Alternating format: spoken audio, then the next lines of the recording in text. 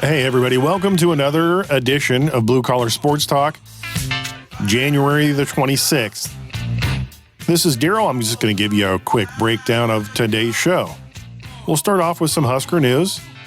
Take a look at the Husker Ladies basketball team, upcoming games. Take a look at last night's men's game against Northwestern and the upcoming road game at Maryland this Saturday, the 28th. We'll recap some exciting NFL playoff games from last weekend. We'll take a look at this upcoming Sunday's playoff games between the 49ers at the Eagles and the Bengals at the Chiefs. Moving on to the NBA, Thursday night's game between the Knicks at the Celtics. The late Thursday night game will be the Mavericks at the Suns. A Friday night game we'll take a look at will be the Raptors at the Warriors. And a Tuesday night game in Denver. It will be the Pelicans taking on the Nuggets. And now, here's our show. All right, everybody, welcome to another edition of Blue Collar Sports, Thursday the 26th. I've got my main men with me here. Morning. Good morning. And I was going to jump into some Husker news. I know it's cold outside, but I'm going to talk softball a little bit. All right. The ladies softball team received a preseason ranking of 21 by Extra Innings Softball. I'm not familiar with Extra Innings Softball. I don't know anything about them. I just saw that little tidbit on the Huskers.com homepage, so I'll try to leave a link in our description for you all to check that out. And then their season opens soon. I didn't realize how soon it opened. February the 10th. Houston, warmer weather, obviously, holds an invitational, and the Huskers will take on Lamar at 10 a.m. on February the 10th. That's the only way you start games in February is the people in the South have invitationals. Yeah. Yes, we'll come down there and play. Right. Come, sign us up. Yeah. Sign us up. Please, I've got my shorts already. Let's go. And then I think we heard we might have some new recruits coming in with these new coaches. I haven't heard exactly. I know it's still kind of rumors. We were talking before we started recording Rayola's son. And you guys told me I didn't realize he's 2 years out. Yeah, he's a junior this year. Yeah. So, and yeah, it'd be exciting if he came out and says, I picked Nebraska. But just kind of write it in pen, a light pencil, because he can change his mind 6 more times. Until he signs with the word commit and the word signs is huge, right? Back in the day when a guy committed in the 90s, early 2000s, he committed and he signed. Now it's, I committed, but I didn't sign, and I changed my mind down the road. So. And this nil money has really changed stuff. So if you're a kid, you're 16, 17, you're in high school, how much nil money would it take you to choose a school? Well, who had the most zeros on the paper? Right. Well, and look what happened at the Texas A&M locker room. I mean, all these kids are going crazy with all this nil money. So just getting the most greedy kids isn't necessarily the best way to go, is it? 100%. And that's why, I saw a headline, I refused to click on it, that Matt Rule takes a shot at Dion about having cameras in the locker room or their meetings or whatever. I don't care how many 5-star recruits you get. We've had the talk before. They don't make you your team. You have to coach them. Now, you have all these egos in the room, like in the NFL. When you have that wide receiver, it's not how many catches did you have yesterday. It's how much you make. How much you make. Yeah. And once college starts getting to that, the good coaches are going to be able to put that on the shelf with those 3 and 4 stars. But the team that has 7 5-stars, and they're all bragging about who has more money and not who's competing on the field. Well, what made me think about that is an article that Florida kid was promised $15 million in nil money, and then it magically vanished. So now he's like, I want released. Oh. So that's what made me bring up this conversation. So and having Matt Rule as a guy who did briefly attend the ceremonious NFL coaching carousel, he might have a slight understanding of what it takes to keep millionaires in check, or 100,000aires in check. Thinking about this makes me want to throw out another Lombardi quote. which also makes me think of a movie. We'll see if you guys catch the movie reference here. Vince Lombardi once said, "Winning isn't everything, but it's the only thing. In our business, there is no second place.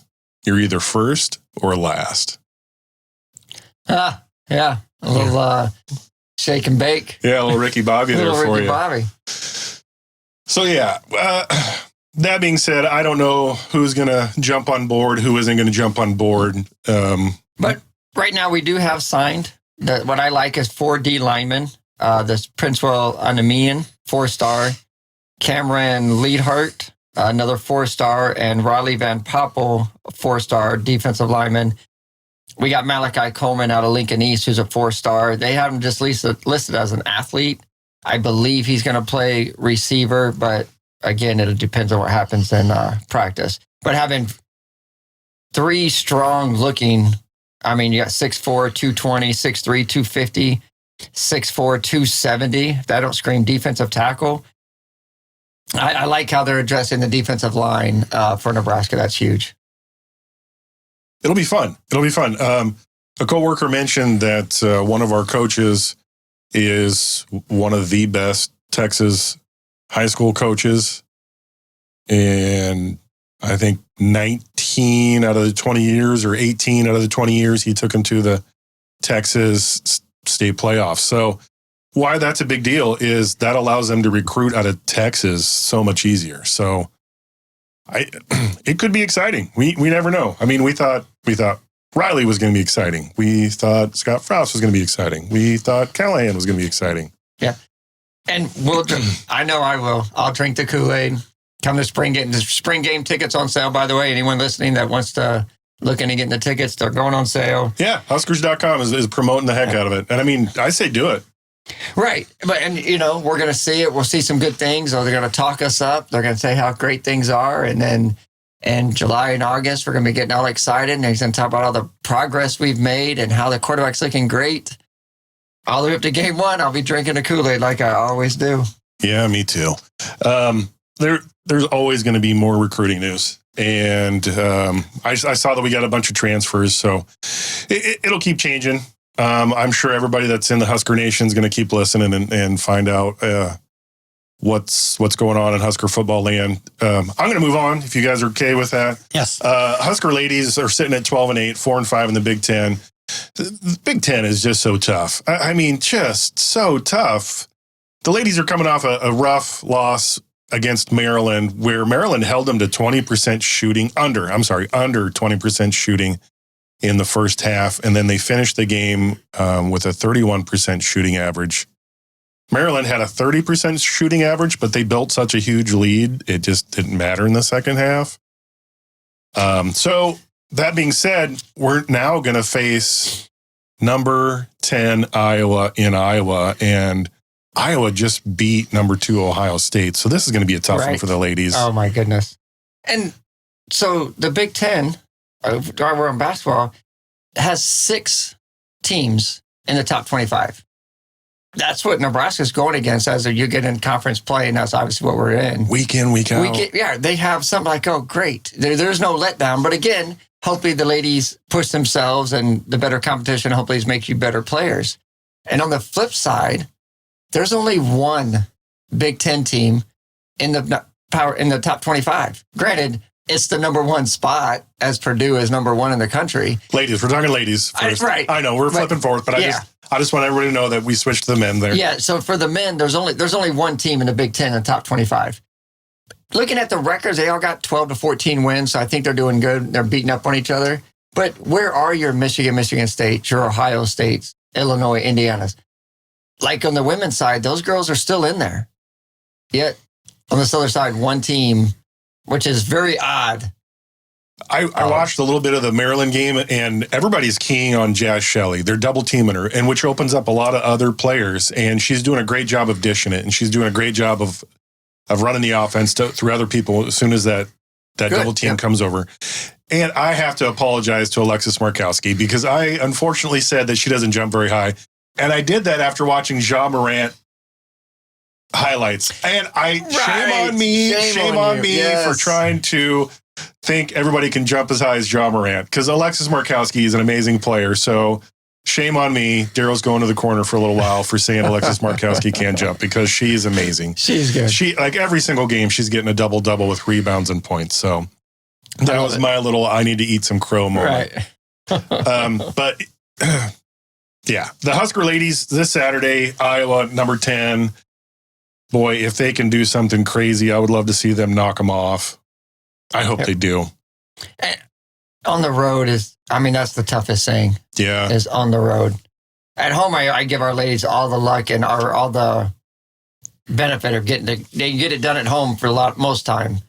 On the road, it's tough. Noon game on Fox this Saturday. Iowa's on a 5-game winning streak. Iowa's last game was on the road, so they can get it done on the road and at home. We'll see what happens. Only one Big Ten loss, by the way, for Iowa. That's impressive. Very, very impressive. 8-1 in the Big Ten and 16-4 overall. So moving on to the Husker men. Husker men are having a rough season. They keep losing starters. 2 of their best defensive players. Yeah. 2. Oh, my goodness. It's Where's the next man up, guys? Come on, that's all I ever hear. Well, they're trying because Tomaniga was the leading scorer last night against Northwestern with 22. Just couldn't get it done. We were favored by 2, I think, or 2.5, and just. But it was a game they shouldn't have lost, and was down 15 to 18 points majority of the game until the end where they cut it somewhat close. Northwestern is hot. I didn't watch any of it, but just reading the recap and everything. I mean, Northwestern shot 51% overall and 37% from 3-point land. We were at home. Doesn't matter when your best defensive players are out. I see Northwestern's 14-5. I mean, yeah, Northwestern's really good. Still, they're really good. I mean, yeah, like I said, it's nice when other teams get their next man up and you don't even notice that the guy's missing, and then our team is, and it's clearly you can tell when the defensive guys aren't there. They shot over 50%. 2 of your best defenders out and they're making shots, Yeah, Fred Hoiberg's boy, Sam Hoiberg, led the league in rebounds, or led the team in rebounds, I'm sorry, which is crazy. I don't have the minutes played here, but I don't know how many minutes he played. Oh, yeah, I do. 17 minutes. So wow, 17 minutes. He led the team in rebounding. Yeah. Oh, my. Yeah. And Walker only had 4 rebounds. So you say Northwestern shouldn't be that good, but they just lost to number 13 Auburn by 1 point. I mean, the losses are to some really good teams, and Northwestern is a great shooting team. And I don't know. I know it's at home, but we just keep losing starters, and it's tough. My main thing was being down 15. Majority of the game, they were looking at a 15 to 20 some point deficit. I think it was 20 at half. They gave up 43 points in the first half at home. You want to lock it down. You're at home. Granted how good Northwestern is, but we've seen them do it against Purdue. We've seen them do it against Iowa. At home, you gotta, it's just, they started off so good with so much, and then we're sitting at 10-10.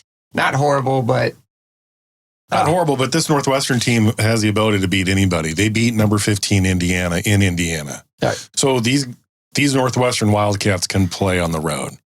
And then they'll lose to Rutgers at home. But I mean, again, getting back to what you said earlier, the Big Ten, tough. Rutgers number 2 in the Big Ten. I don't know if anyone knows that. I know. Rutgers is number 2 in the Big Ten, by the way. Also, Northwestern wanted to play. So they had like 1 or 2 weeks where they had to postpone games due to a COVID breakout on their team. So they postponed the January 18th game and January 21st game. So they were fresh. Right. So imagine these 18, 19, 20, 21-year-old kids just like, oh my gosh, I haven't played for a while. Let's go out. And then they're just on a roll. So previously, before coming to Nebraska, they beat Wisconsin at home, and they're just ready. Yeah. Our next match for the Husker men will be on the road to Maryland this Saturday, January 28th. It's a tough one. Maryland's tough. That'll be a Big Ten Network game at 3:30. Gosh, if we lose any more players to injury, I'm already wondering if Trev Albert's patience has run out on Hoiberg already. Right, but as I hope what Fred's saying is Can someone not get injured? You know? Conversely, what's Calipari saying in Kentucky? Oh, goodness. I mean, man, go from top of the mountain to sitting in the swamp water going, what happened? And you know what? We'll take him. Right? Make some phone calls, Trav. We'll take him. Oh, gosh. Would that fix it, though? I don't know. Are we coaching away? Are we still? Because, I mean, he can bring in talent. We have great facilities. Do we? I mean, I think we do. I mean, to be the big splash everybody wants, you know, that big name that comes in, I'd be open to it. Or would we be like Colorado football and don't have the money to pay Deion Sanders yet, and we have to get the money for Calipari? So right. I don't know. I don't know if that's the answer or not. Roger's sitting over smiling, going, "You guys are crazy," and Roger's probably correct as well. Should we shift gears and talk some NFL recap? Do a little recapping. Yeah, Roger. Kick it off. What was your favorite game of the playoffs last weekend? well, I'll just start off with the Chiefs-Jaguars game, which we all were wrong on. Oh, man. Yeah. Not by much. No. Jaguars had a couple turnovers in the fourth quarter, which, hurt them. And, I mean, they still they were still an onside away from getting the ball and potentially tying that game. So, yeah, they weren't far off. But I got to give it up for Mahomes. Mahomes, he played tough, man. Man, that Mahomes has character, doesn't he? To come back after having his ankle twisted and basically turning into a pocket passer. Yeah. Right, and that was my thing. So when he got hurt, I happened to be watching the game when he got hurt, and Jacksonville could smell the blood in the water, went after him, get the ball back. But after that, Henne comes in, leads a 9, so Jacksonville ended up punting, puts him down the 2-yard line. Henne leads 98-yard drive, touchdown. Mm-hmm. And I'm like, okay, I get it. You didn't plan for him, but it's not like he's new in the league, But they sat with the 4-man rush, tried to put guys in coverage, and he nickel and dimed him all the way down the field. I don't know why you didn't go after this guy. Anyway, come back second half. Mahomes is all, because you saw the sideline where he was all mad because they sent him to the locker room early. They wanted to make sure it wasn't broken and blah, blah, blah, blah, which makes perfect sense. So anyway, they get it taped up. He gets whatever shot and he comes back out second half and he starts. How did Jacksonville not send the house first, second, and third down? Hey, let's see if he can get out of the pocket. Let's just start sending guys. Obviously, they didn't double and triple team Kelsey. He had another big game. But my thing is, you have a guy that his main weapon is getting away, not running, but getting out of the pocket, rolling, throwing on the run. And you didn't even force that. I don't know if they even blitzed more than 6 times that entire second half, because every time I watched 4-man rush. And I'm like, dude, you guys are really blowing your chance. And like you said, the turnovers hurt anyway. But on the defensive side, as soon as he came back in, if I'm that coordinator, I'm like, hey, you guys, we're going to see what he has. Go get him. Get him. Roger, what would it have taken for the Jags to win? Well, they didn't. They didn't need to turn the ball over in that fourth quarter. They had their chance. They did. I mean, it seemed to me like every time I looked at the score, they were down by 10, but they had the ball. They were moving it. Their defense was actually playing pretty well. I mean, holding Chiefs under 30 is pretty good. So, yeah, I think if they don't turn that ball over twice in the fourth quarter, it would have been interesting. And a couple of low passes was what I saw. There was 2 low passes that Lawrence felt a little rushed or just too excited, like, oh my gosh, my guy's wide open. I threw it at his feet. And that one turnover, I think, when they're inside the 10 or in 10, I think it was him that fumbled it. That was, to me, all the momentum just went out, all the wind went out of their sails. Yeah. They were all the way down there. It was a little play to the right, and he ended up dropping it. And Kansas State got, and then that was like their last push to really get like in scoring range. Well, if the Jags hang on to all these players next year, yep. Because Peterson, their head coach, he has them playing. He's doing a good job. Yeah. I think he's going to be amazing. Yeah. And that's my segue into the Eagles-Giants, because Peterson was the coach when the Eagles last won their Super Bowl And remember, they had Carson Wentz, and then he got hurt, and then Foles came in. Yeah. So Peterson can plug in. No, and right. Peterson can plug in anybody into that system. So everybody better watch out for the Jags next year because they're playing really good. Fact. Giants and Eagles. Boy, I was dumb picking the Giants. I was dumb. I mean, the Eagles are just amazing. Right. Yeah. And you talk about eat crow. I will, because I figured, that layoff, they weren't playing great anyway. And I know Hurts is gone. It was a backup quarterback. Giants come in looking great after that game against Minnesota. And I don't know if it was, oh my gosh, we're actually in the division round or stage fright. Giants looked terrible. But on the flip side, I will give Philly due. They looked really good. A well-rested team that practiced and paid attention to the game tape. Now, granted, it's the third time you've seen this team. So you'd think a couple more wrinkles or whatever, but whatever they had, Philly was ready for when you got 28-0 going into half out of a division round. Their defense is so solid. I mean, the Eagles' defense is crazy. They had 5 sacks. And before the game started, I think I remember the announcer saying that they have 3 or 4 defensive players with double-digit sacks this year. That's huge. Yeah. That's contribution everywhere. Yeah, the Eagles ran the ball for 264 yards, or 268 yards, 44 rushes to only 24 passing. So, they ran the ball just about as good as you could ever run the ball, and it set Hurts up to do what he wanted. When he did make that pass or when he did take off running on his own, I mean, that running the ball that well just made Hurts look like a genius. I'd never heard of Gainwell before. Honestly, I've watched a couple Eagles games and I couldn't tell you anything about Gainwell other than he had 112 yards the last game. Kid out of Memphis. Yeah, with 12 carries. Miles Sanders, 17 carries. Jalen Hurts had his little 9, and then Boston Scott cleanup time had 6.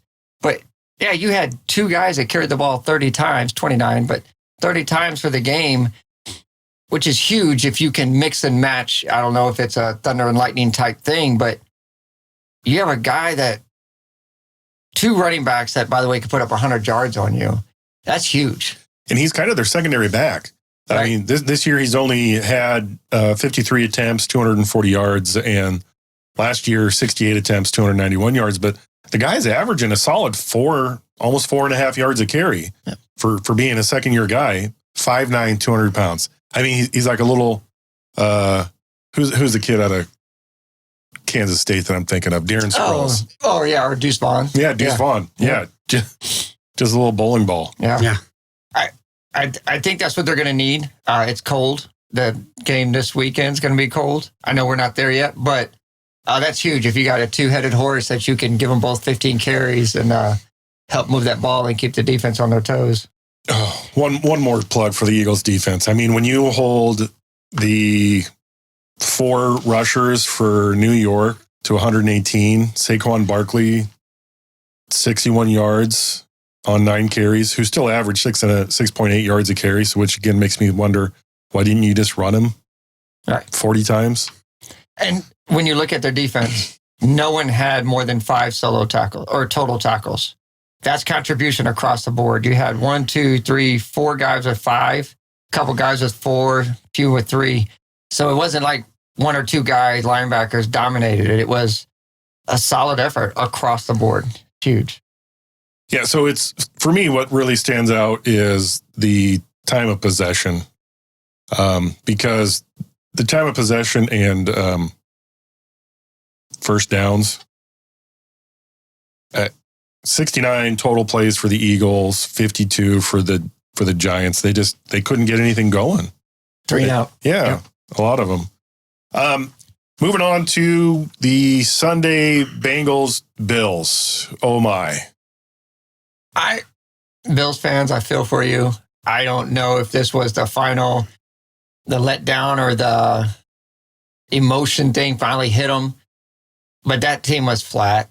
I mean, that Buffalo team that came in there, I'm not saying they didn't try, but 19 first downs in a game with, you have Josh Allen as your quarterback. I watched the game, obviously rooting for Cincinnati. And I said the Bills did not make that much of a game. Cincinnati came in, did what they wanted to do, moved the ball as they wanted to. And I didn't see a whole lot of enthusiasm on that Bills offense or defensive side. I don't know if I would go so far as to say the Bills were flat as much as I would say the Bengals defense just punched him in the mouth and they couldn't recover. I'm hoping that's exactly, I really hope that's what it was for this weekend for the Kansas City game. Roger, what's your take on that? Yeah, speaking of the Bengals defense, Cam Taylor-Britt's actually turning into a hell of a player. Oh, 2 good plays, I remember. Yeah, Yep. he had an interception, 6 tackles.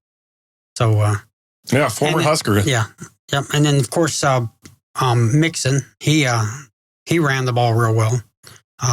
But yeah, it's just Bengals defense. Just they manhandled the Bills, and of course, Joe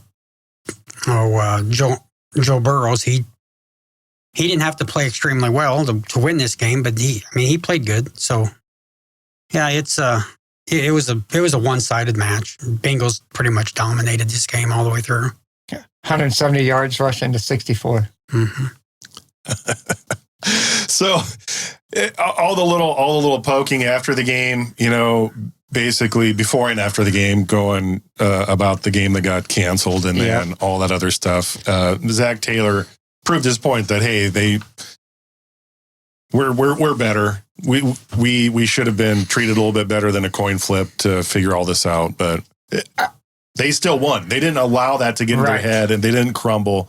They had something to prove, and they did it. So that's my point. You see Joe's interview after with I forget who it was, Melissa Stark, I think it was. But anyway, after the game, they're sitting there talking, and she brings up, so you guys had the talk of if when there's going to be the KC versus Buffalo, and they're going to play in Atlanta and all that. And Joe Burrow goes, I hope they get their refunds.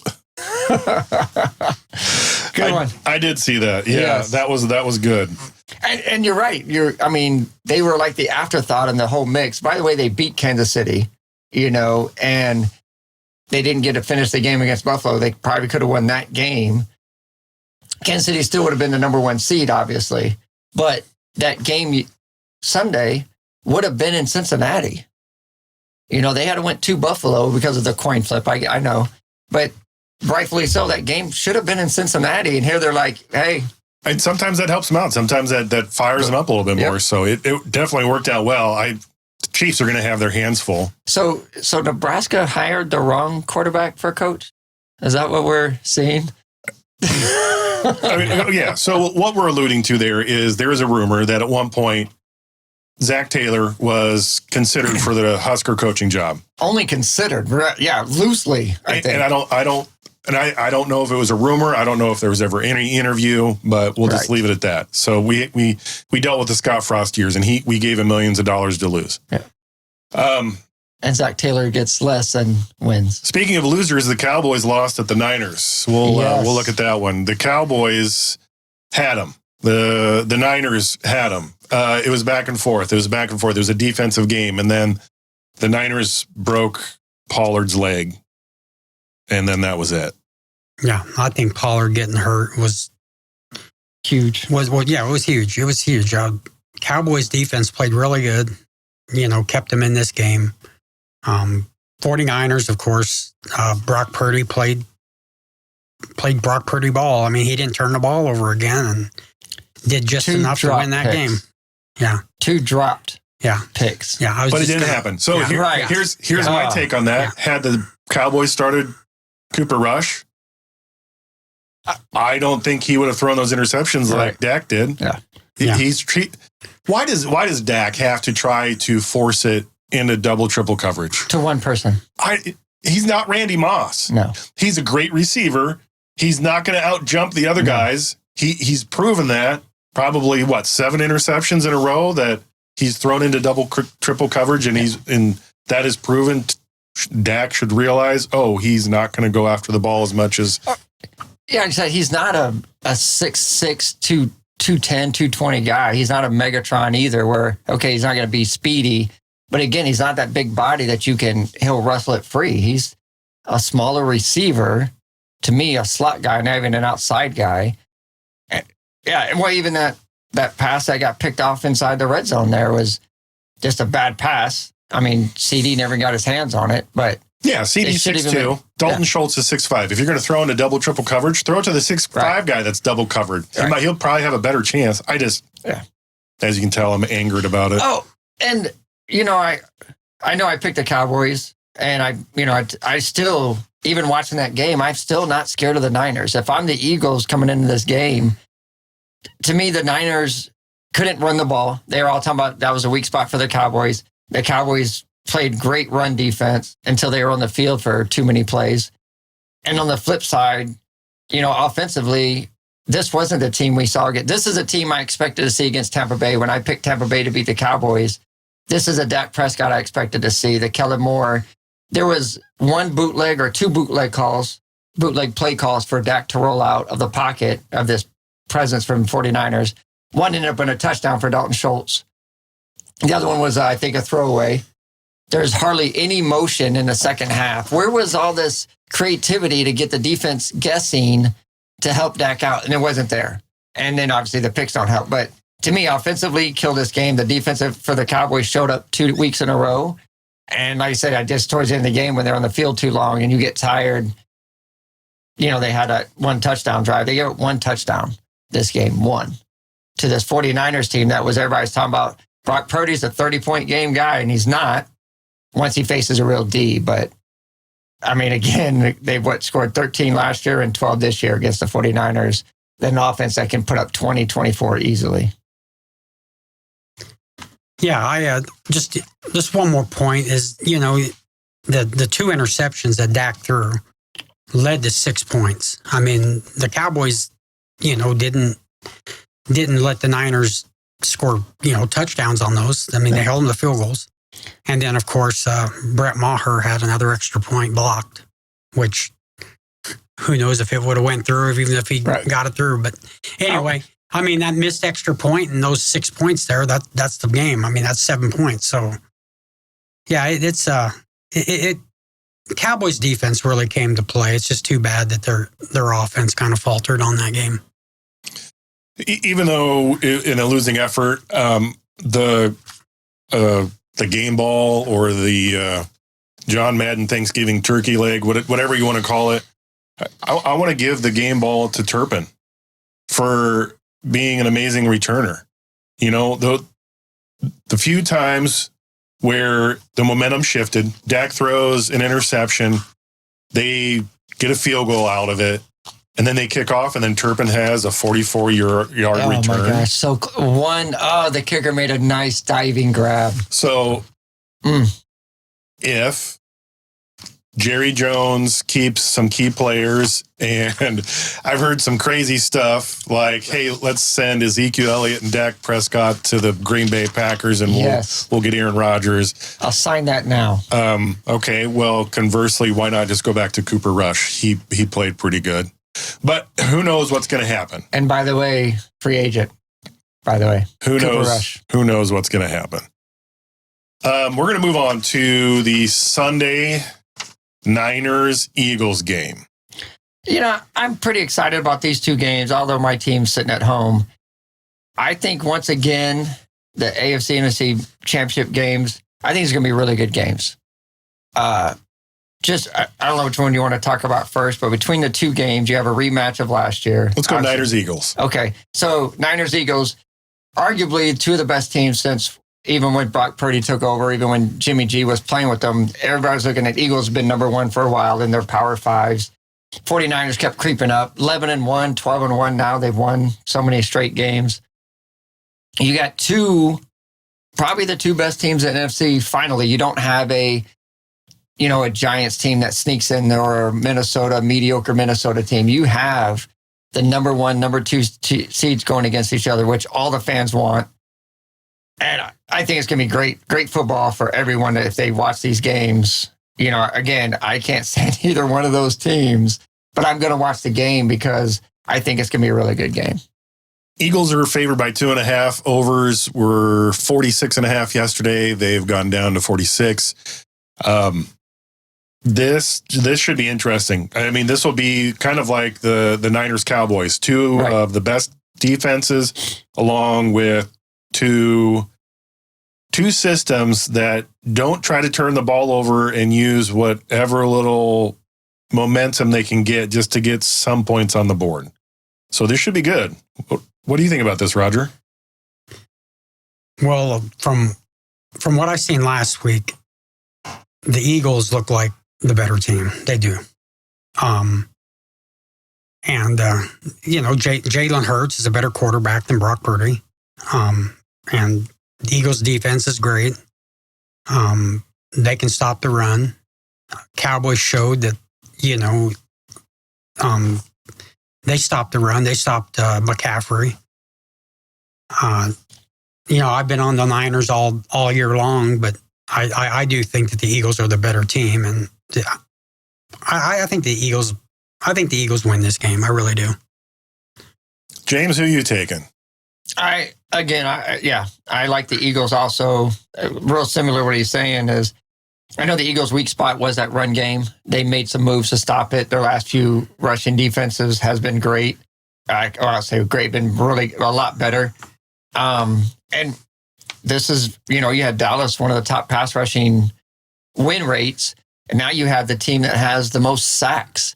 So now Purdy, we saw, didn't do great. Again, didn't turn the ball over, but didn't move the ball either. Like I said, he got in the end zone once. And now you have a team that's probably going to get some sacks in there. Nothing against him. He's played great. I mean, don't take that away from him, but you're in the NFC Championship game now. It's only going to get harder. And I think this Eagles defense, for one, and the other thing is, I don't think the Eagles do what the Cowboys do and put up 12 points. I think the Eagles put up 24. So Brock Purdy is going to have to find a way against this defense to put up 25. I do believe this is low scoring. I think the 46 is probably high. I see this as a 21, 22, 17, 16 game. But yeah, I definitely give it Eagles at home in that crowd. And I don't know much about that coach, but he has done a heck of a job. Roger once said we need to argue more, so I'm going to take the 49ers, and I think you guys are all idiots. Oh, there you go. I'm just kidding. I don't know. It said at 2.5, so that's a coin flip, right? The home team should be 3. We said because it's home, but they actually have it down to 2.5. What's interesting, Christian McCaffrey is banged up a little bit. They say he's questionable. We all know that's crap because he's going to play. His backup, Elijah Mitchell, they say he's banged up. He's questionable. We all know that's crap. He's going to play. Debo Samuel got banged up a little bit. We all know that's crap. He's going to play. No one broke their leg like Pollard did, so I think they're going to be okay. Yeah. That being said, I'm taking the Niners. Everything that Roger said in the season about them being the best team, them being tough. We'll see. Can they get it done on the road?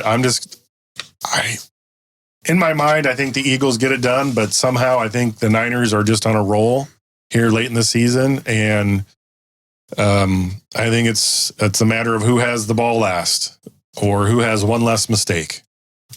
Yeah, I will agree with that. If either team turns the ball over more than they can get away with one turnover, their defense is good enough. Like Dallas, they turned that first turnover was inside the red zone already, forced them to a field goal that they were going to get anyway.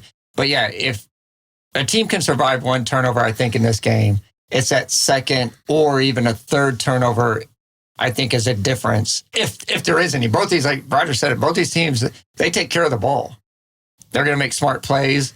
I don't know who I'd pick over Jalen Hurts or Brock Purdy, but the Eagles rushing game with that defense got my vote, obviously. And that was the other reason. What Brock Purdy has done to come in as the backup and actually has played better than Jimmy G, has made this team better, has rejuvenated the whole team around him.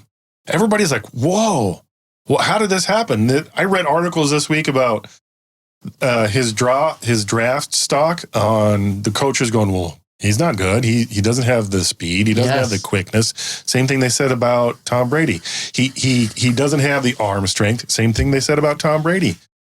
He has experience of having started some 30 plus games in college, maybe, or 20 some plus games in college. He has that game experience where he's going to do the right thing. He's not going to put the ball in jeopardy. Yeah, he did have a couple balls that should have been picked, but they weren't. Somehow, magically, they weren't. Yeah, magically.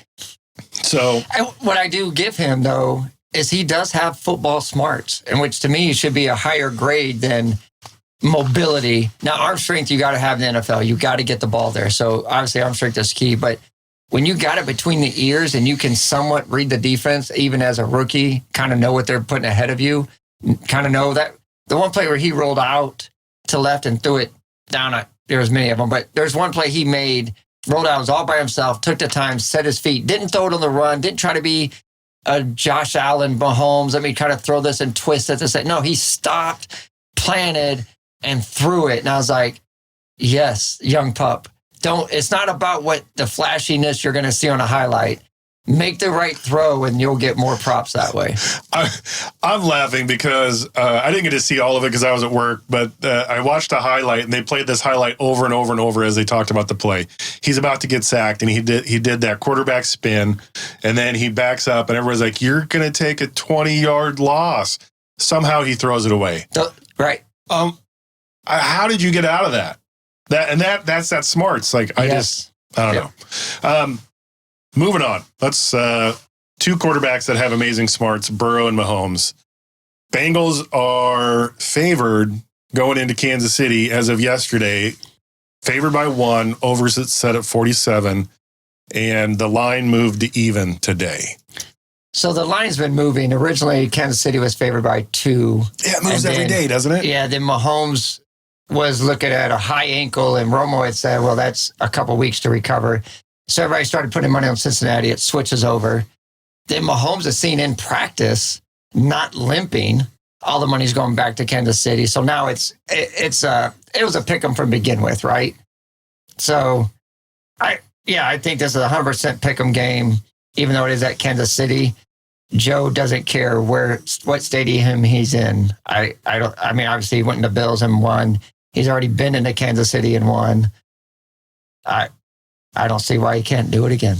So game time weather might be a factor. They say on ESPN that the game temperature should be around 35, but here in stinking Lincoln, roughly 3 hours away, it's supposed to be in the single, potentially teens. So I don't see Kansas City being 15 degrees warmer at night as soon as that sun sets. And if there's 0 clouds in the sky, it's going to be cold. And that actually might favor Cincinnati just a little bit. Just seeing what they've done on the road in the Buffalo game when it was snowing the entire time and just brutally cold. But talk about two teams evenly matched on defense, evenly matched on offense. Two great coaches. Roger? Yeah, I was shocked. Yesterday morning, I was watching a morning show and the Bengals were actually as high as 2.5 point favorites. Now, I know there's hundreds of sports books out there, so maybe they looked at the one with the highest. But anyway, they were actually showing the Bengals at 2.5, and I was just like, you're going to Kansas City in the AFC Championship, and you're favored by 2.5 against potentially the best AFC team in the last 5 years. So, yeah, I was kind of shocked on that spread. Now, I do believe Bengals are a better team all around. But Chiefs have Mahomes, and you know what Mahomes can do.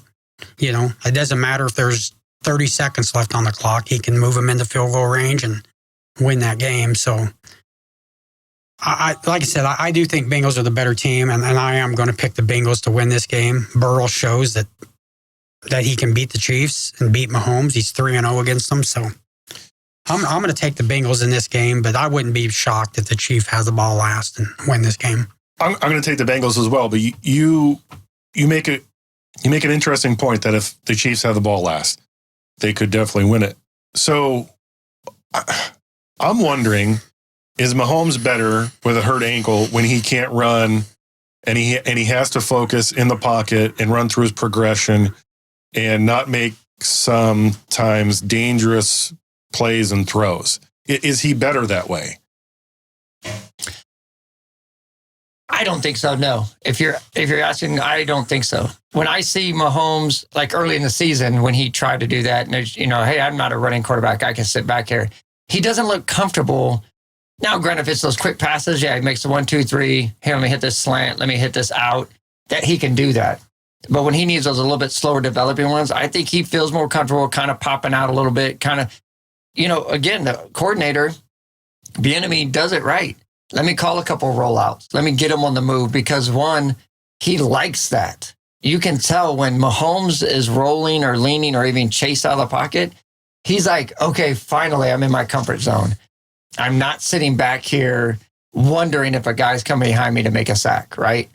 He loves, to me, I think he thrives rolling out of the pocket. So to me, on my play sheet, I got at least 15 plays.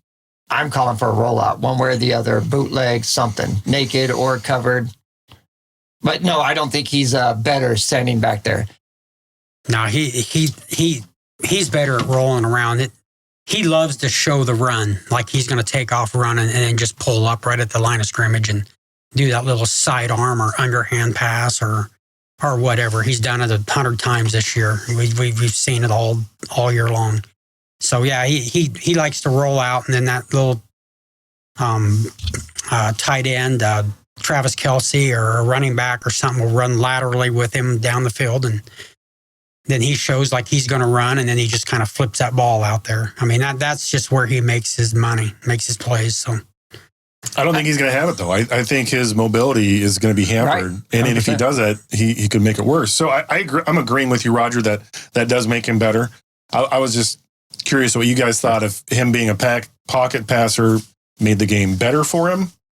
But yeah, it does. It does take away that, well, what if he runs?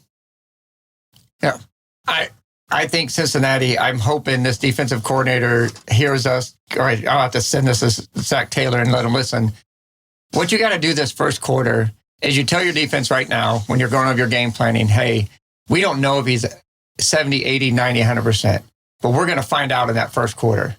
We're going to blitz every second and third down, or every second or third play. Sorry, not second, third down. Every second or third play, we're going to keep going after him, right up the gut, blitz him from the outside, make him run around. If anything, get that ankle starting to feel, make it start to hurt, make him push off on a little bit more than what he wants to.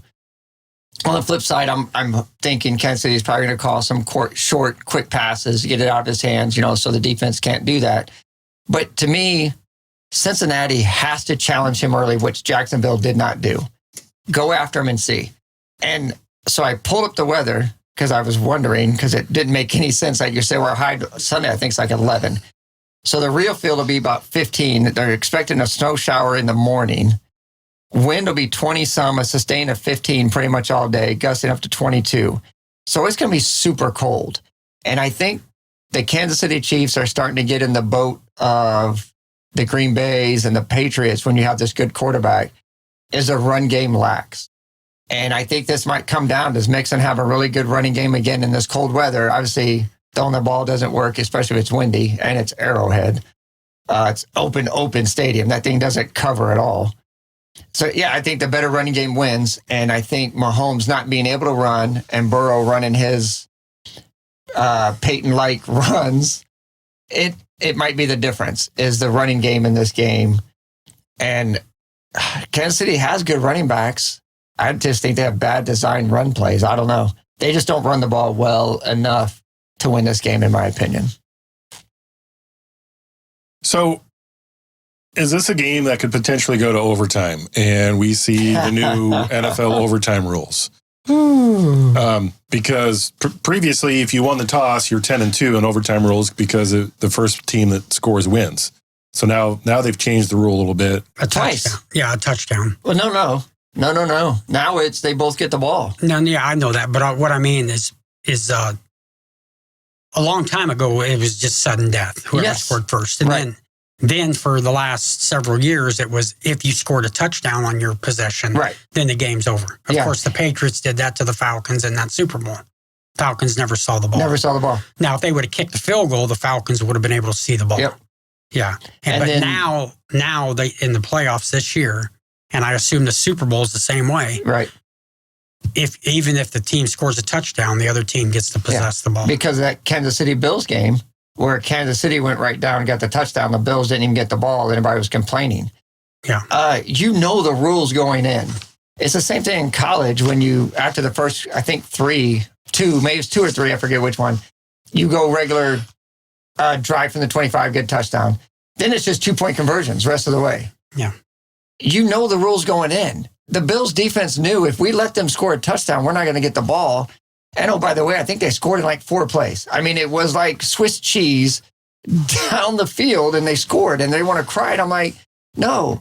Look, and my thing with the field goal thing, I kind of agreed with because these days guys are kicking 55, 60 yarders and winning the game. And you're like, that's hard to stop when a team gets to midfield and they're like, well, crap, they're almost in field goal range. So I kind of like, okay, yeah, let both teams get the ball. But this one, I'm 100% against. If you let a team drive down the field on their first possession of overtime and score a touchdown, go home. That's on you. I don't care if if we could have did it, well, then you should have won the coin toss. All I know is you just went down the field and let them have a touchdown. So, unless I missed something, did we just jinx the Bengals? Did all 3 of us take the Bengals? Right. But then, wait, no, you took the 49ers just to take the 49ers. So you wanted to take the Eagles. No, I think the 49ers get it done. Oh, okay. I do. But I wouldn't be, again, that's another even game. I wouldn't be surprised if the Eagles win, but I just, 1 or 2 points. How the 49ers did it by 6 points against the Cowboys, and they had to do it by breaking a leg on the best weapon that the Cowboys had. Right. If Mahomes was 100%, 0 ankle at all, would you guys pick Kansas City? No, I would have. I'd still taken the Bengals. See? Sorry, Roger. I didn't mean to talk over you, but no, I agree. Yeah. Joe Burrow hasn't lost to him yet in the playoffs. That's why I'm doing it. 3-0. So. Their defense, to me, when you look at the 2 defenses, Cincinnati's is playing better than Kansas City's. And they run the ball better than Kansas City. 2 out of 3, you win. I mean, you could pick the Joe Burrow, Mahomes. Right now, that's a big talk on the sports shows is as much as I love Joe Burrow in Cincinnati with my son's a Cincinnati fan, so I'm with him 100%. Mahomes has won a Super Bowl. So right now, he is the best quarterback in the NFL. He is the top dog because he has the ring on his finger. Joe got there last year. Joe has to win it if he wants to. He could beat Mahomes 4 or 5 straight games in a row. By the way, they don't play against each other. He plays against their defense. So that's why I don't compare that.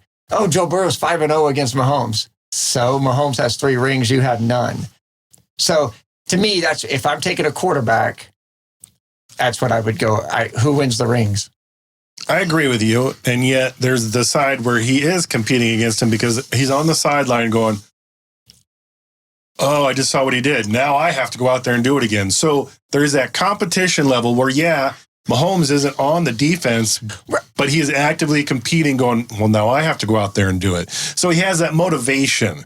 So yes, correct. He is not physically competing against Mahomes on defense. And I'm agreeing with you. Right.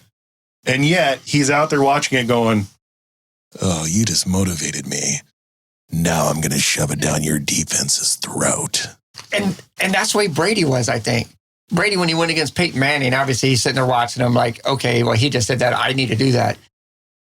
Brady's like, I'm not going to let him go 7 for 7 that drive. I'm going to go 8 for 8. But you're right. It's not like he's stopping the passes. But if Brady's like, hey, offense, don't drop a pass. I'm going 8 for 8 this drive. Peyton Manning just went 7 for 7. You know what I'm saying? So, yeah, that I get. But I can't compare the two when you're just going to say, hey, who's better on their team? Because honestly, if you put Mahomes on that Cincinnati team with Higgins, Chase, Hurts, obviously Kelsey Hurts is a flip, and then Tyler Boyd, oh my. Oh my. Yeah, you're right. You're right. So, yeah. Go ahead. Sorry. No. Okay. I'm done. Yeah. I have one random NFL thought. Okay. So help me remember when the Niners had Harbaugh along with the quarterback everybody kind of ostracized for a while and never got back to the league. Right. What year was that? When they got all the way to the NFC Championship. They went to the Super Bowl. Okay, yeah, there you go. They did. This was against his brother in the Super Bowl. So I bring this up because I'm playing Madden NFL, and that was the season that Harbaugh was the last year he was coach, because I think the next year he got No. Or he did it another year. Okay. Right. So I'm playing Madden football, and gosh, I can't even think of the quarterback's name. Kaepernick. There we go, Kaepernick. It was 10 years ago. There you go, 10 Super years Bowl ago. 47. So in the Madden NFL game, I bring this up because I go to the next season, and the Madden NFL game adds an expanded team. There's a brand new team. And I'm like, oh, I forgot all about that. The NFL was looking at that, and then it went away. Why? You mean like add another team to the NFL? They were looking at adding another team, and it got so far that it got to the Madden NFL game. The reason why is they don't want to mess with the divisions right now. I know, but it would have created more money. Yeah, it would have created more money, and so it would have created more money. But somewhere the money didn't factor in. So my guess is all the existing owners didn't want it, so they've voted it down. That was just my random thought. For some reason, that popped into my head. Yep. Thank you, video games. Right, and to me, I don't want to water down the NFL because we could stay at one position. Wouldn't have, though? Yes, because there's one position that every team needs. And that when you look at when the playoffs started and all the teams that are looking in, they're lacking on that one position. And by the way, there's not a lot coming out of college, and that's at quarterback. And when you add two, you probably have to add at least two. You have to add one to the AFC to the NFC. So you're going to have to add two cities. So now that's two more quarterbacks. And by the way, you get to have that expansion draft and everybody's pulling your guys and whatever. But now you need two more. Baltimore did it. So it was originally the Cleveland Browns, and then they moved all around, and it was the Houston Oilers, and then it changed to the Houston Texans, and then it went to the Tennessee, right? Tennessee Titans, right? And then the expansion was the Baltimore Ravens, and within 1 or 2 years, they were in the Super Bowl. Cleveland moved to Baltimore, became Baltimore. They didn't expand. Right. Then they put Cleveland back in. Right. And Cleveland got all the juice. Right. But Baltimore, yeah, you're right. The expansion draft helps the team be competitive early. But I'm talking about now with 32 quarterbacks, so you need at least, 60 if you want to have a decent backup. And we don't even have 20 good quarterbacks in this league. Okay, you say that, but they said the same thing about Brock Purdy. They said the same thing about Tom Brady. So I can almost guarantee you that there is some hidden gem that someone needs to draft that will blow everybody's minds. But we need 30 of them. Perfect. Let's find them. On that perplexing note that got us nowhere, we're going to move on to the NBA. The NBA is getting closer to the trade deadline. The NBA is a convoluted mess of a bunch of 500 teams. I don't know what's going on in LeBron. Roger keeps saying this. Have you seen LeBron play? He's like a 23-year-old LeBron. He's insane. He puts up numbers like crazy, and then the rest of the Lakers can't do nothing. Last night against the Spurs, they barely beat the Spurs, and LeBron went 8 of 24, 20 points. Davis leading scorer and had like the less minutes on the team against a very weak Spurs team, but. Yeah, and the Spurs are weird too. The Spurs can be giant killers, and then the next week they're helpless bunnies and can't get anything done. This is perplexing for me to see who wins and who loses from week to week. So, and when you look at the West, you have going from the 10-11 seed up 2 games separates the number 5 seed Clippers from the Portland Trailblazers.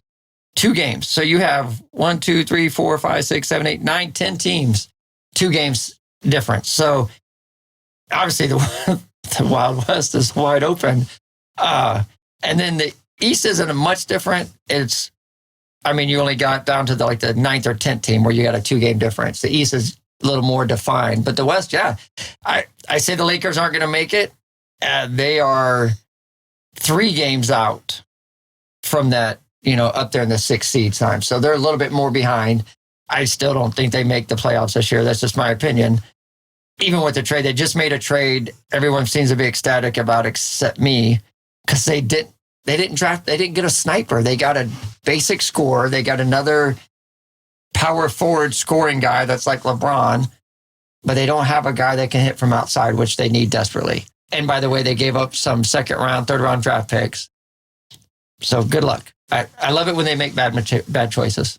We didn't have this on our lineup, and I didn't tell you guys that I wanted to talk about this, but Shea Gilgeous-Alexander for OKC is, in my mind, in the running for MVP. And he was at home last night. Their team scored 132 points against Rogers Hawks.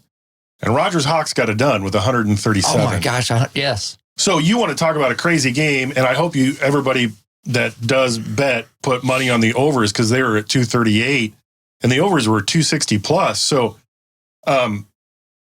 DeJounte Murray actually helped him close out the game with a block, and John Collins had 19, Capella had 18, Trae Young had 33, Bogdanovich had 20, Murray had 21. Like every single starter was in double digits. And then two of them had double doubles. Three of them had double doubles.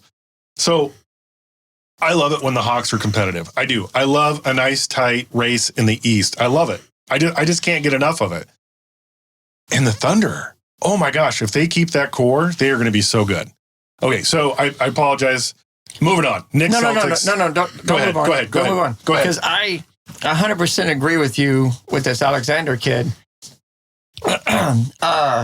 I just hope they start winning some more games. I'm trying to look at something real quick here. That they can put themselves in position in that West to get in the playoffs and get that experience because he's very young. Yeah, they're under 500 right now. They're 23 and 25. Their wins and losses don't make sense. No, he's 30 points something a game, 5 to 6 rebounds, 5 to 6 assists as a true point guard. Luka, who's listed as a point guard, to me is more of a shooting guard, 33, 9, and 8. So here he is, a rookie with a very, OKC team that's young. Almost putting up Luka numbers. Granted, the assists and the rebounds aren't there like they are for Luka, but he's scoring and keeping his team competitive every time. So yeah, could be rookie of the year, almost running away with it, but give that guy his due because he's there. So in their last 7 games, they're 5-2. One of those losses was last night to the Hawks, and the other one was to the Sacramento Kings, which are actually playing really good. And their wins were at Philadelphia, at Brooklyn Nets, at Chicago, at Denver Nuggets. Wow. I mean, if you're telling me they're coming in and they're playing some of the top teams in their divisions, okay. Yeah, and the Hawks are playing great too. They beat the Mavs 130 points. They beat the Knicks 140 points. Lost to the Hornets, we'll skip. Bulls only 100 points, but then they score 137 against the Thunder. So Hawks have found something offensively. We talked about them struggling against defense, and they are giving up a lot of points, but they're like, screw it. Let's put up 130 and see what happens. And they're winning games, so they went against a very hot team, put up 132. That's when you go in the locker room and you say, we did good things out there, but we're going to have to play better defense. And by the way, it's almost the same score, the Philly Nets, 137-33. Again, same thing. It was a very hostile atmosphere for the Nets, and they battled what they could, and they just got a really hot 76ers team that scored a lot of points yesterday. Thursday night's game tonight, 6:30 TNT game. Love the TNT guys. Just can't get enough of that. Charles Barkley, he just needs to keep his mouth open and say, just talk, please. Just give us gems, please. And then Shaq talks so low. What'd you say, Shaq? Okay, so all right, sorry. 26-23 Knicks, 35-14 Celtics. Celtics are on a 2-game losing streak. Heat on the road, Magic on the road. Magic have owned them. I don't get that. So their first game home after 3-game road trip. And they've had guys out. Tatum missed a game. Brown missed again. The other night he sat. So I don't know if it's minutes management that they're doing. I mean, Denver did it last night on the road to Milwaukee. And by the way, can anyone help me out? Why did Milwaukee go blue? I must have missed. It's not my team, so I must have missed why they went blue instead of the normal green and white.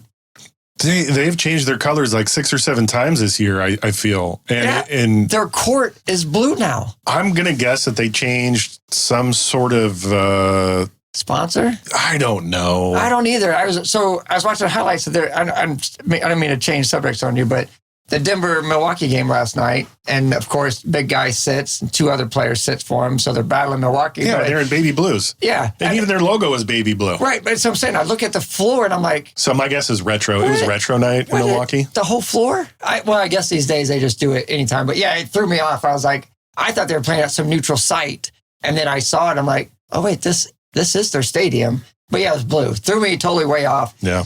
So anyway, the minutes management, but you're not supposed to do it on the road. You can always do it at home. Well, yeah, his back molar was hurting. Right, but yes, and it was funny because certain sports agencies said, wait a minute, he has a nagging injury. He's going to go ahead and sit it out tonight and with so-and-so and so-and-so. So yeah, teams find a way with not resting players at home, doing it on the road. But Marcus Smart isn't resting. He's actually hurt. Right. Yes. He's got an ankle. That kid gives it his all, and I'm surprised he's not hurt every game, just the way he throws his body around. Yep. But I still like the Knicks the Celtics at home tonight. I hope the Celtics get it done because they've had some weird losses. I mean, I'm taking the Celtics just because I'm a Celtics homer. Same. I've been a Celtics homer ever since Parrish wore the double zeros before Jason Tatum's single zero. Right. I don't know what that's worth, but that's where I'm going. And right now, only Marcus Smart is listed as out. So the other side of that, with Marcus Smart out, that puts either Derek White in the starting 5 or Malcolm Brogdon in the starting 5. You got to go with White. He's the more consistent. He's better on defense too. Right. He is amazing on defense. I think Brogdon's great coming 6th, 7th guy off and leading the second team. I think that's where he found his niche. Don't change it. Let White stay with the big dogs and move that ball. So in my mind, I would love to play with it. I would love to see what Marcus Smart could do as the 6th man and have Malcolm Brogdon come in as the start. Well, we saw in the playoffs when he was hurt, White led team 1. I know. Amazingly. So yes, you could do that, I think, 100%. And yet the Knicks have enough talent where they could come in and just completely blow them out of the water with Randall. Yeah, last time they played, Celtics being by 15. I still think the Celtics, too much talent. Horford's going to have a good game if he plays tonight. Let's see. So they played the 23rd, 24th. So they've had a day off. So they've been rested. So let's go ahead and play the full team tonight. It is, an Eastern Conference foe that they might be seeing later. So let's go ahead and get that momentum and take them out tonight. I hope so. The New York Knicks have R.J. Barrett. They have Jalen Brunson acquired by the Dallas Mavericks, who is an amazing player, and I don't know what the Dallas Mavericks were thinking for getting rid of him. Evan Fournier is hurt. He's up and down.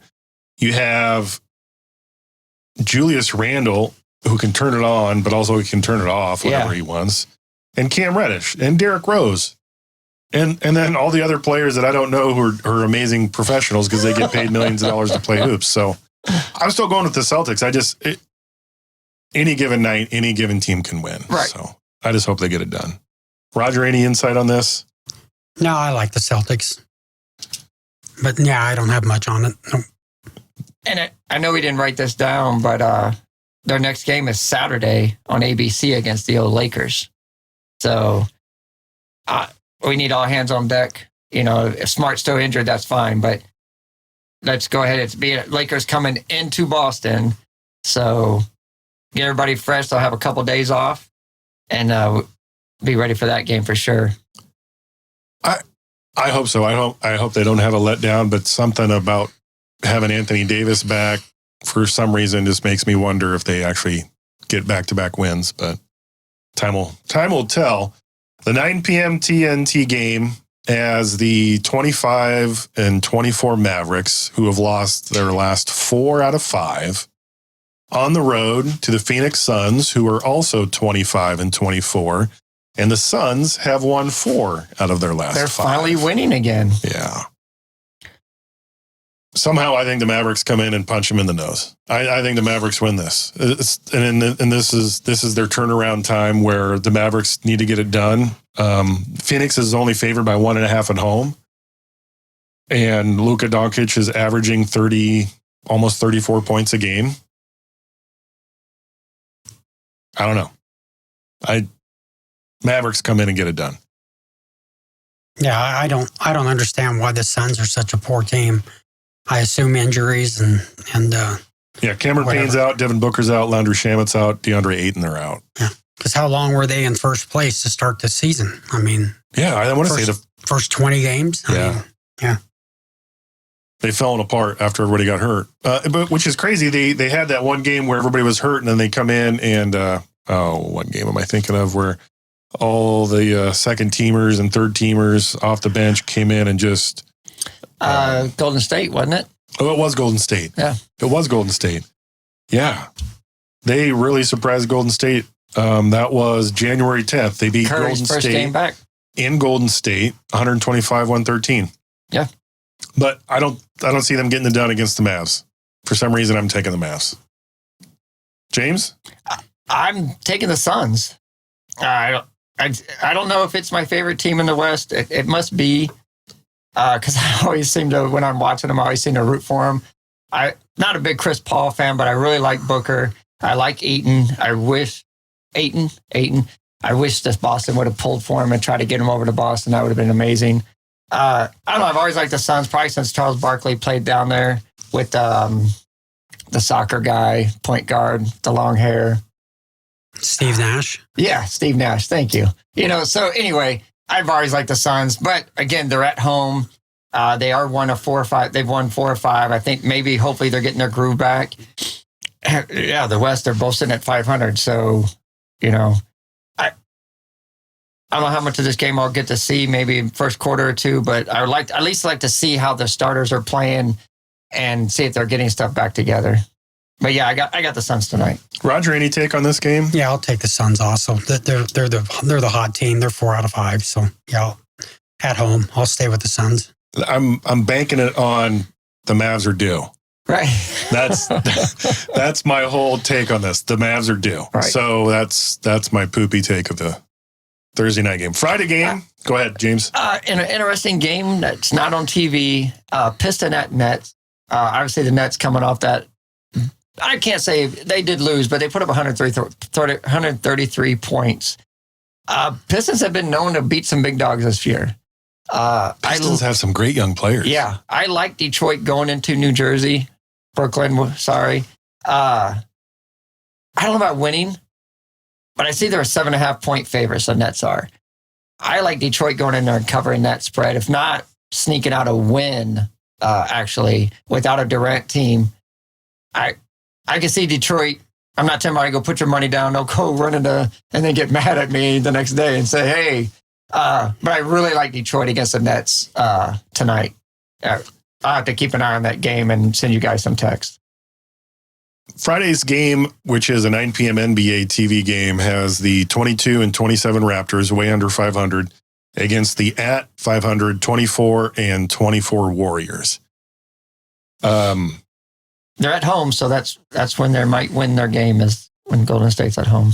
Yeah, I know. And so, but Andre Iguodala is still out, who is a huge help. Andrew Wiggins is day-to-day. He'll probably be back by Friday. So the last 5 games, the Raptors have only won 2. And the last 5 games for Golden State, they're 3-2. But of those losses, Toronto lost to Boston and they lost to Milwaukee. So those are legit teams to lose. And Boston's 106-104, and that was the one that Horford and me and you talked about, having that huge block, Brogdon having a huge block at the end when Toronto had a couple chances to try to tie the game. Gosh, that was a sloppy finish. Yeah. And then at Milwaukee, where it's 130-122. So they're playing really good basketball. And they've won 2 in a row, where Golden State got a Tyrone Poole layup late to win 122-120 last night. And they lost to Brooklyn 120-116. So, and the Warriors beat the Raptors last time, and they were in Toronto, so it can be done. So I hear you're taking the Warriors. No. What I was trying to say is, oh wow, I like that Golden State lost at home to Brooklyn, which means Toronto could go in there and very well win this. They play a little bit of defense. I'm going to take Toronto tonight. Friday's game. Toronto Friday against Golden State on the road, and let them know that the East is still the beast. Roger, who's right? Toronto or the Warriors? Last night, the Warriors game was on late. They were playing the Memphis Grizzlies. I don't know if either one of you watched the end of that game, but Steph Curry got ejected. He threw his mouthpiece again. Yeah. And they still won by 2. Yeah, it was a minute 14 left in the game, but the last 5 minutes of the game, Golden State couldn't miss, and Memphis couldn't buy a basket. They made one basket the last 4:48 of the game. One basket. Yeah. And 2 turnovers. Blew a 10-point lead, by the way. But yeah. Sorry. Yeah, I didn't even watch that much of it. I think I tuned in about the last 2 minutes, but yeah, Steph Curry got ejected, and then of course Klay Thompson hit a couple big baskets, and then it looked like it was going to go into overtime, but I believe it was Jordan Poole got underneath the basket and scored a little 2-pointer with 1 second to go, so no timeouts, so they had to inbound it from backcourt, and they didn't even throw it full court. I don't even know what they were thinking. Right. They just kind of lollybagged it in, and I was just like, they didn't even try. Right. 1 second's, you can catch and shoot on 1 second. Yeah, you can throw it full court and try. Yep. They didn't even try. So, but yeah, I just thought it was interesting that he got ejected again for throwing his mouthpiece. So, cameras everywhere. Poole's walking up the tunnel after leaving the court. Curry's waiting for him to give him a hug and say, because he made that layup. And as Poole gets 2 steps from him, he takes his mouthpiece out and he throws it. And then they hug, as a little thing. You're like, hey, you got ejected. And they kind of laugh about it. But yeah, cameras everywhere. And Poole does a whole mouthpiece, throws it on the ground, and they hug. And, hey, thanks, we got this win. It's a big win. I mean, Memphis has got to find a way to beat Golden State. Obviously, that was a big thing last year in the playoffs. Morant being hurt that last game where they could have put Golden State out. And even this year, I think Golden State has a winning record against Memphis this season, in the regular season, obviously. Memphis, if they want to get over that hump, they got to get past that. Like you said, to me, that I didn't see that last play. I must have not flipped back or whatever, but we already lost. I'm not even going to try. Dude, you can't be deflated, man. No. You got to find a way to beat this team because this is who you're going to have to get through to get to the championship. Warriors or Raptors, Roger? Warriors at home. They're a good team at home. Warriors are a great team at home. They're really good at home. Yeah. Tuesday night game. We're gonna jump ahead to next week, January 31st, last day of January. TNT game again. Love the TNT guys. Can't say that enough. Pelicans going into Jokic's house. Denver Nuggets. Do we know if Zion is going to be back? I see him out, right? And it's early. So I see the love of this game. If Zion is there, I think this is a really good game. If not, it's a 20-point game for the Nuggets. I say 20, I don't mean 20. 10, 15-point game. If my math serves me correctly, they say he's going to be evaluated in 2 weeks. And that came out on the 24th. Okay, well, so he's not going to be back. But they have enough. They have enough. They do. You're right. They've stepped up when he's been gone. Yep. But they're on a 5-game losing streak as of right now. And Ingram, or who we talked about the other day, was it Ingram that we're talking about was out, still listed day-to-day. So maybe they get him back for this game. But Denver at home, you want to talk about a team that plays well at home, the Nuggets and Jokic.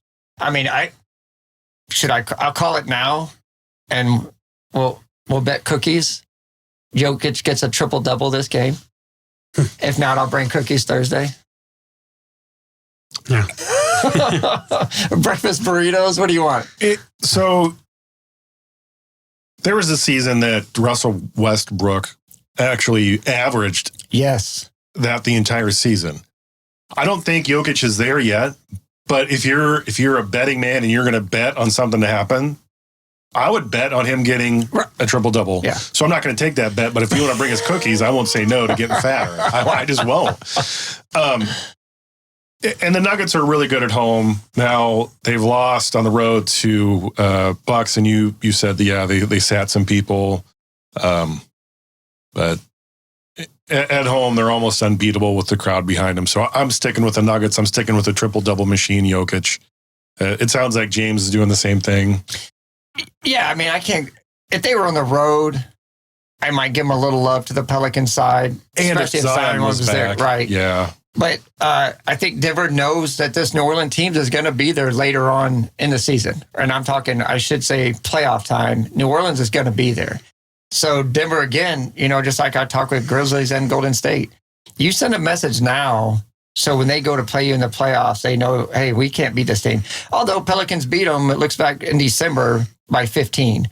I don't know who played or didn't play. But yeah, Denver at home with Jokic. To walk in triple-double, to me, I think they get it done easily. Roger? Yeah, Nuggets. Nuggets are the best team in basketball right now. They get it done. So I read an interesting article about the term they use is walking the dog, where you roll the ball, you don't touch it, and you're trying to get more. Right. You're basically Steal trying to some get time. more. Yeah, you're trying to get more time. As soon as you touch it, then the shot clock starts. Right. So this article is kind of a history of who did it. Now, can you? Who started it? Yes. So Oh. this is my trivia question for you two. Which team started it and why? Oh, my. Are we talking 80s? Can you give me a decade? I will give you initials of the player who wanted them to do this. BR. BR. Bill Russell needed more time. Way back then. So, oh, my gosh. I was thinking 80s, 90s. Exactly. So the Celtics were pioneers ahead of their time, and they're saying Casey Jones and Sam Jones devised this thing to throw the ball on the court and let it roll up so Bill Russell could have more time on the shot clock. And then in this article, I'll try to remember to leave a link in the YouTube section so you can check this article out. But they talk about how now Ja Morant is the king of it and how he is the best at doing it. And they talk about how it went away during the 80s because of the Showtime Lakers and how they just wanted to sprint up the court. Yeah, it was all about fast. So which then I'm going to plug the HBO series Winning Time. And I know it's not factual, Bus Family, but man, it's entertaining. It is. So did you guys see the most recent? So when they inbound it, the clock starts, but the play clock doesn't start until he touches it. So they inbound it, they rolled it to him, and the defense didn't come up to him. They just stood back there. So Ja Morant on their side of the court is standing like from me to you, Roger, from the ball, and just standing there and letting the clock tick. And the announcer's like, he doesn't have to touch this ball. He can let this next minute and whatever run off the clock. And then finally, the other coach of the team's like, hey, go make it, so he jogged up and got it. But he ran like 30-some seconds off the clock because since he didn't touch it, the other clock doesn't start. And then he just stood there. He did this against the Nets, and he baited Ben Simmons to fouling him, and he ended up fouling out. Ha! So He's good. Morant's good. Oh, yeah. It's a very technical play. If it's under a minute, then the game clock don't start either, right? Right, yeah. But this was like a minute 30-something. It was, yeah. But once the clock starts going, they don't stop it. Yeah, so if right. it would have went under the minute, he could have still stood there. Yeah. And I was like, oh, they're going to change that rule. Yeah. It's going to be the Ja Morant rule. I hope they don't, because this has been going on since the 60s. So I hope they don't. And it shouldn't be. And it would be fat white guys that do it because they don't like how the other players are doing it, which is just stupid. It's Belichick taking advantage, not taking advantage, but using the rules to make a play or design a play. The whole lineman moving them all the way out. He's still on the line and he's not eligible for a pass, but the defense doesn't know that because they're not paying attention. So, yeah, I love it. And I hope they don't change the rule. So the other little nugget that I wanted to bring up that I found interesting was Danny Green. We haven't heard his name in the NBA for a while. And that's because he was out. And he got traded to the Memphis Grizzlies. So he is planning to come back February 1st. And the reason I wanted to bring that up, we were talking about Ja Morant being Memphis Grizzlies. When you get a guy like Danny Green, who has all of this experience, yes, all of this experience, he has 3 NBA championships. I can't wait for him to come back, and I hope it injects even more into the Memphis Grizzlies because they are fun basketball to watch. They are. So this rolls it into final parting thoughts for you guys. I got 2. And today, this day in history, we'll do this. I'll try to do this every week. In 1980, the Islanders and the Whalers played a hockey game. They went penalty free. What? I have no idea how that's done. I don't know what happened. Anyway, a penalty free game in 1980 to this day in 1980, penalty free. So, and the other one, since we're just talking about basketball, in 1995, there was a record 6,254,000 ballots cast for the All-Star game, right? Which is coming up soon.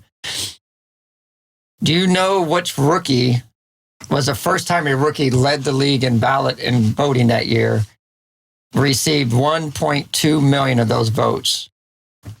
He played for the Detroit Pistons. One more time. I'm sorry. In 1995, on this day, 1995, they casted over 6,254,000 ballots casted for the All-Star game. This rookie for the Detroit Pistons was the first rookie to lead all NBA players and All-Star votes received with 1.2 million. Richard Hamilton. I'd be for him, actually. Before him? Yeah, Duke. He's a player for Duke? Yep. Good old Grant Hill. Boom. Yeah. Grant Hill led the league as a rookie, led all NBA players in All-Star voting. I thought that was amazing. I think LeBron's done it since then, and probably Kobe did also. But yeah, in 1995, where it's all about those names of who's already in the league, and for Grant Hill to come in as a rookie and lead, I thought that was pretty impressive. Roger, any parting thoughts? No, not today, I don't. I'm going to leave a link. This is about NHL. The Boston Bruins have amassed 107 points. Machine. I'm sorry, last season, before bowing out in the first round of the 22 Stanley Cups, or the Stanley Cup playoffs. Right now, the Caesars Sportsbook gave them 25-1 odds to win the Stanley Cup. And right now, they're on through 37 games. They're at 38-5-4, and they have nuts? 80 points. Yeah. So they're on pace to just have 140 points this season. Yeah. And they had a letdown in the playoffs last year. They looked really good and all of a sudden hit a brick wall. Again, you want your best teams in there in the finals. And they just got to get it going. And obviously, regular season is one thing. Like Minnesota, you can be great in the regular season, but you got to win the playoffs. And Boston needs to get it done this year for sure. There's a lot of teams that need to get it done, but there's only a few teams that can get it done. With that, I'm going to give you one more Vince Lombardi quote. It's not whether you get knocked down, it's whether you get up. Right. And James? I forgot to leave this out on the college basketball side. Top 25, we talked about how there's only one Big Ten team in there. The other thing that's not in there is your blue bloods. So you have your Kansas, Duke, North Carolina, Kentucky guys, right? 3 of those 4 teams are not in the top 25. There's only one, and they just lost again to Baylor. So and I don't know how they're sitting at number 9 anyway after losing the other 2. Kansas, could be falling out top. They're sitting at number 9 before that loss to Baylor. But your Duke, Carolina, Kentucky are not in the top 25. And Kansas could follow way down the 20s, if not out. And I don't remember the last time we didn't have any of those guys in the top 25 this late in the season.